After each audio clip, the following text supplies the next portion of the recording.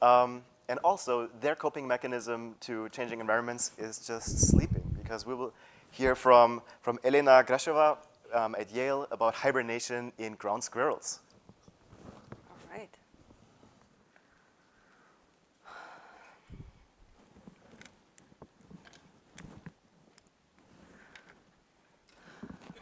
Can you hear me? Yes? Yeah? Good morning, everybody. It's a great pleasure to be here today, and thank you very much, Kavli Foundation and Paul Allen Foundation for organizing this meeting and for invitation. So I'm very excited to share our work. My lab is working on neurophysiology of mammalian hibernation, and hibernation is present in all mammalian clades and most of the subgroups and some birds as well. And in this diagram, you can see daily heterotherms. These animals can go into daily torpor to save energy daily. Usually they don't have to go into daily torpor unless you challenge them with food deprivation, with cold exposure. And on this side of the diagram, there are deep hibernators such as bears, our close relative dwarf lemur. This is a primate hibernator. It was first identified by a group at Duke University. If you have a chance to visit Duke Lemur Center, I highly recommend it. They have 42 species of lemurs in one location. They also have freely moving lemurs in the Duke Forest.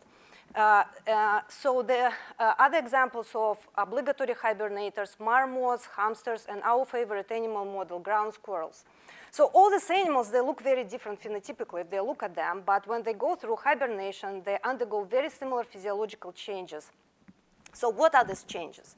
So they reduce metabolic rate by 95%.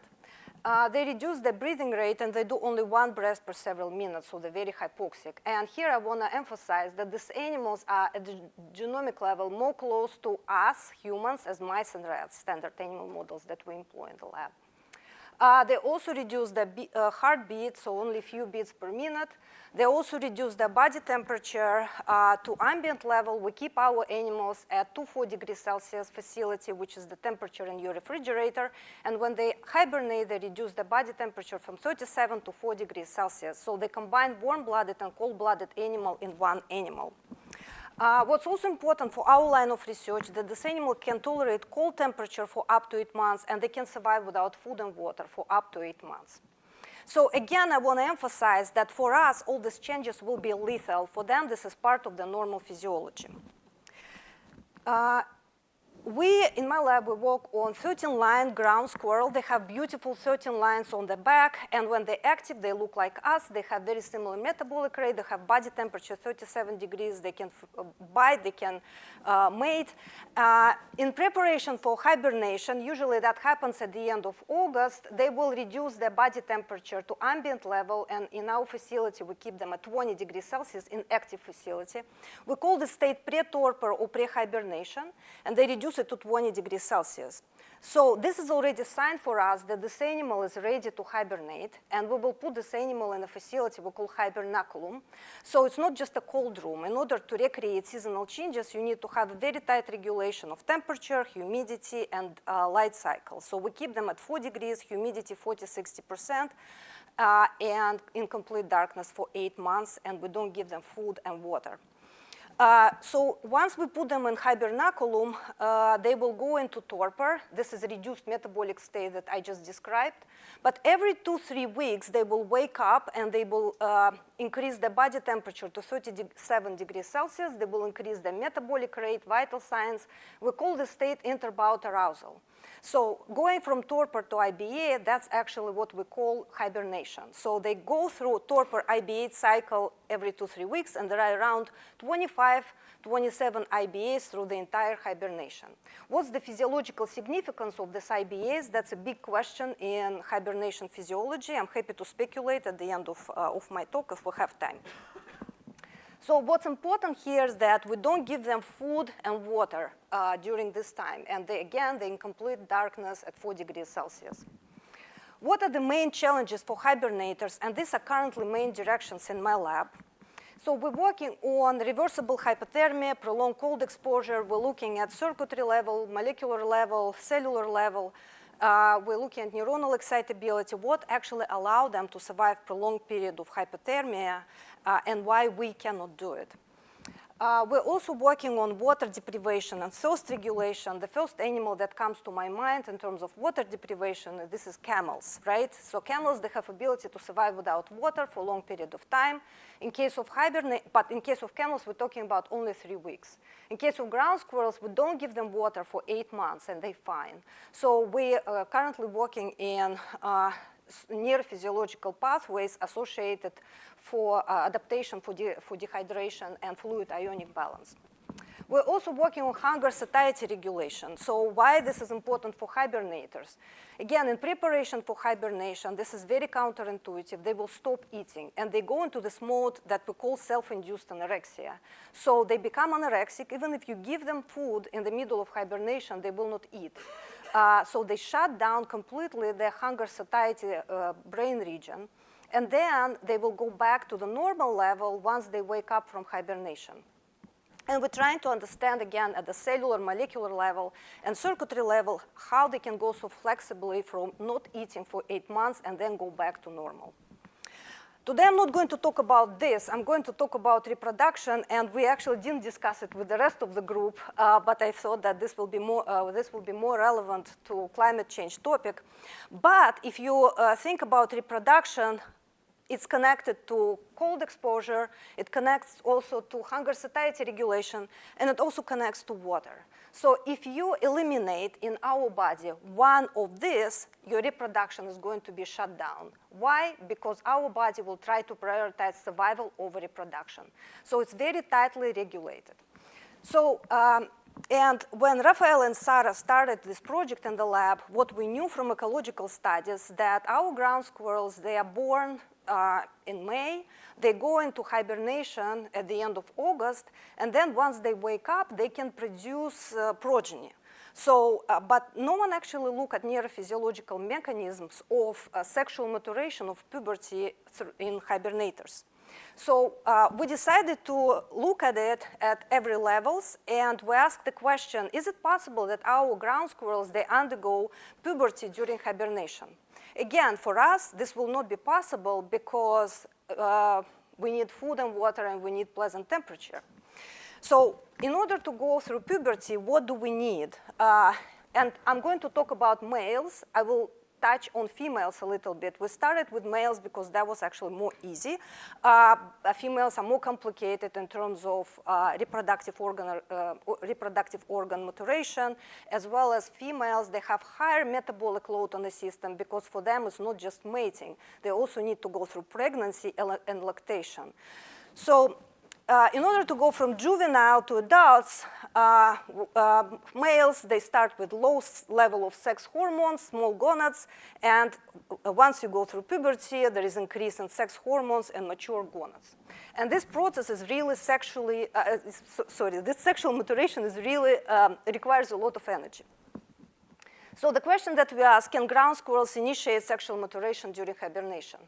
So first, we decided to look at body composition. We use echo-MRI, and we look at body weight, fat, and lean mass through entire hibernation. And what we found that there is a significant decrease in body weight. So this is at the beginning of hibernation. This is at the end. So they're losing more than 50% of the body weight. When we look at the fat, they almost don't have any fat, and they even start to burn their lean mass, skeletal muscle, as a food source. We also looked at the blood composition, blood biochemistry, and as you expected, during starvation, there is a reduction in glucose, almost no insulin in the circulation, and huge increase in beta-hydroxybutyrate. And what it means that we have increase in ketone bodies. If you starve overnight, you have a spike in ketones. That means that your body starts to burn fat. So all this is telling us that our hibernating squirrels are in extreme negative energy balance. So what's happening with the reproductive axis? So in our body, and in mammals, we have control of reproductive system by kisspeptin neurons. So kisspeptin neurons, they're located in the arcuate nucleus of hypothalamus, and during puberty, they will be activated. There will be increase in fiber density. Then they will signal to GnRH neurons, and GnRH neurons will tell anterior pituitary that we need to produce LH and FSH. These are two sex hormones. And then they will signal to testes. Testes will produce testosterone. This will cause sexual maturation and testicular growth. So in order to understand if male ground squirrels can undergo puberty during hibernation, we measure kisspeptin fiber density, and this is animals that before they go into hibernation, and these animals come out from hibernation, we see increase in kisspeptin density. This is indirect measurement that there is increase in activity of kisspeptin signaling. One thing is to see by IHC increase in kisspeptin density. What about sex hormones in the blood? So Raphael and Sarah, they measured testosterone throughout the entire hibernation. And if you can see at the beginning of hibernation, the first half, they have 0 testosterone, so it's below detection limit. Just in the middle of hibernation, IBA 15, when animals lost more than 50% of the body weight, they start huge production of testosterone, and at the end of hibernation, they fully mature and they double and triple testosterone concentration in the blood. What this is telling us that this system is active, if there is any testicular growth. So we measure testicular growth in male ground squirrels across hibernation cycle, and in fact, we see that they double and triple sometimes their testicular weight throughout the entire hibernation. Again, this is telling us that the whole pathway is active. We also take some males and we pair them with females, and we pair them with females, and we know that these males, they can produce functional progeny.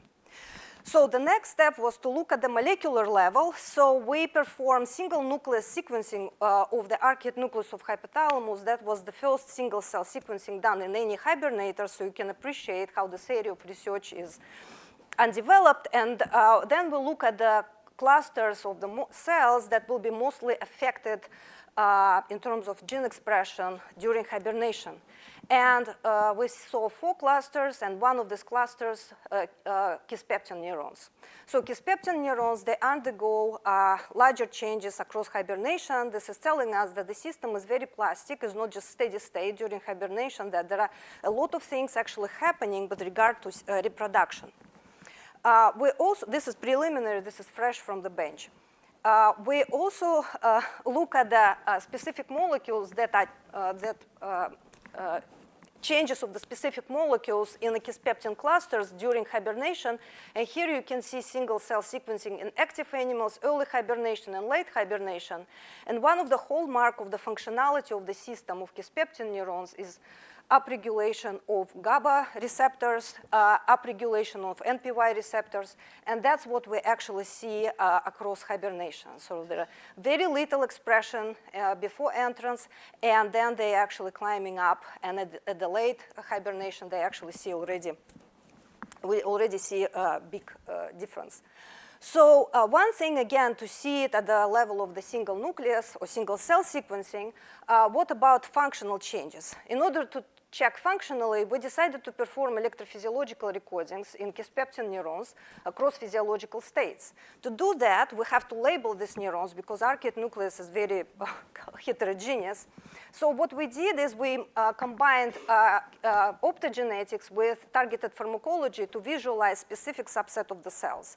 So what we did is we injected AAV CAMK2. This will label excitatory neurons, and then we performed slice electrophysiology from labeled cells, and we applied neurokinin B, which is a specific activator of kisspeptin neurons.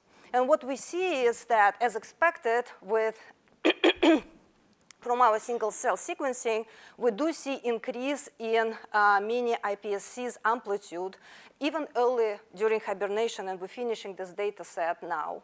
And if you look at the cumulative probability, you see that in early hibernation, when the sexual maturation started, we see increase in amplitude. And again, I want to point here that there is increase in GABA-R receptors in early hibernation and also in late hibernation. So this is very consistent. And again, we're finishing this data point right now, late hibernation, with regard to electrophysiology. So what I showed you so far, that at the beginning of hibernation, there is very zero sex hormones, gonads are immature, and late during hibernation, we know that these animals already, males are ready to mate, and the reproductive system is fully functional. So you can ask me about what about females? We have this line of research, and for the last year, we actually completed data set, and I can show you some of it. As expected, similar to males, there is a significant reduction in body weight.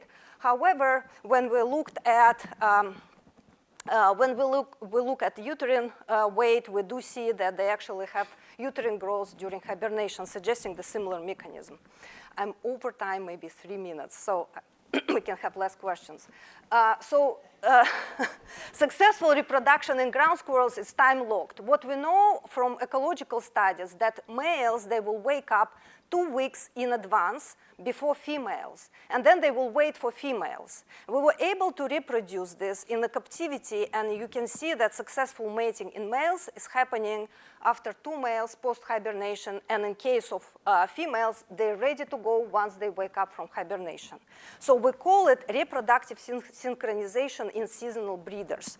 And we don't know actually how this works, and this is one line of research that we're trying to actually understand, the neurophysiological mechanism at the level of kisspeptin neurons, and also how this is how arcuate nucleus communicates it to internal organs.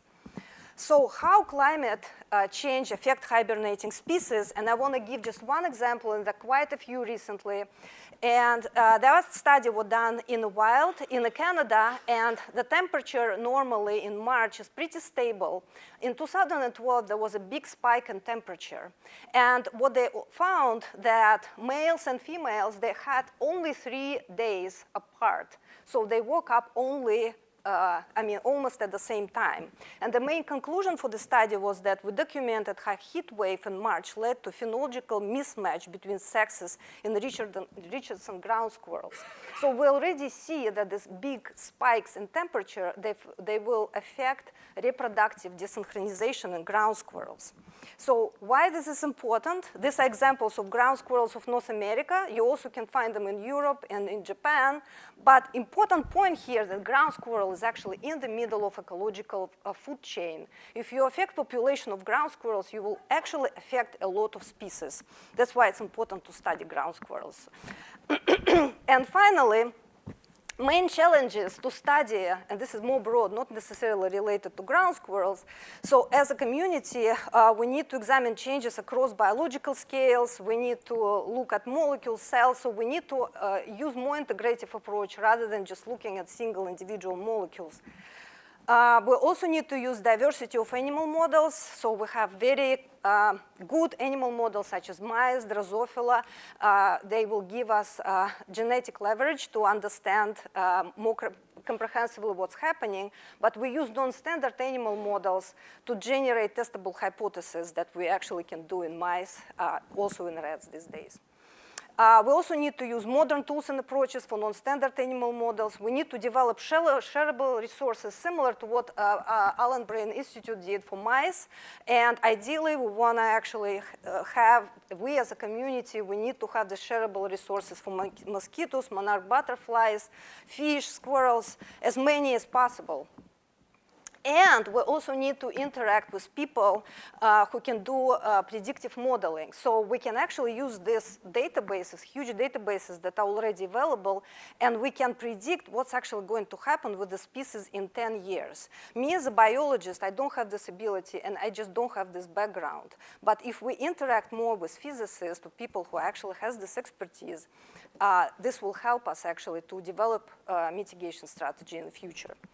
With that, I would like to thank my group and group of my close collaborator, Slav Bagriantsev. I also would like to acknowledge people who did this work, Sarah Moore, Rafael Daipra, and of course, our funding. Without this would not be possible. Thank you very much for your attention.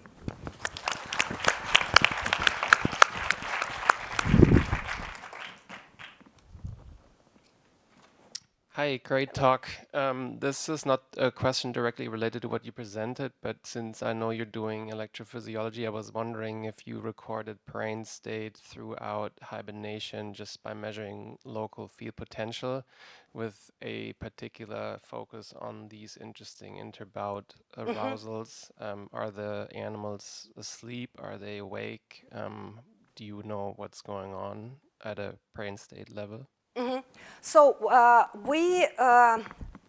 so hibernation during torpor, there is no sleep. So brain is isoelectric if you're talking about cortex, and that was documented by multiple, actually, for different hibernators. During interbout arousal, one of the idea is why they need IBA, they need to sleep. And 60% of the time, what they do is actually during IBA, they sleep. And the idea is that they use IBA, they give brain some kind of break. They also have increase in lymphatic system to clear the brain. Instead of doing electrophysiology, I think you're talking about microelectrode array, right? We're using miniscopes. I'm happy to talk about it later. I know that you're also interested in standard animal models, so successfully, and we have already study completed, and we actually can look at BBB permeability at the same time at the neuronal activity, so we can look at the neurovascular coupling.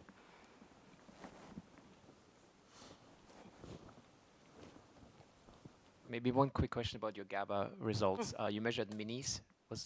It was a little too quick, but is this a pre or post-synaptic effect that you saw there? So GABA are receptors. They're located on kisspeptin neurons, but GABA is coming from HRP neurons. So we're measuring these events on kisspeptin neurons.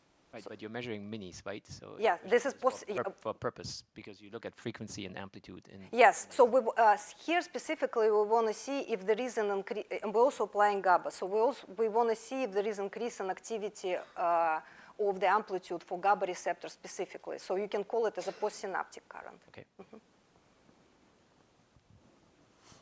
I have a question about the requirement of hibernation. Is the sexual maturation happening despite the hibernation, or could it, like, is it to synchronize that males and females like are mature at the same time, or like if you prevent the hibernation completely, would that change the maturation at all? So we performed these experiments, and this is published. So if you prevent hibernation, males still will hibernate, males still will sexually mature, but but this will affect the actual sexual drive. So they will, the gonads are fine, the reproductive system are fine, but they're less interested in mating. So you need to have hibernation to actually to have a successful mating. And in females, we think that this is actually required for sexual maturation. That's why I thought it's more interesting. Awesome. Thank you so much, Elena. Thank you.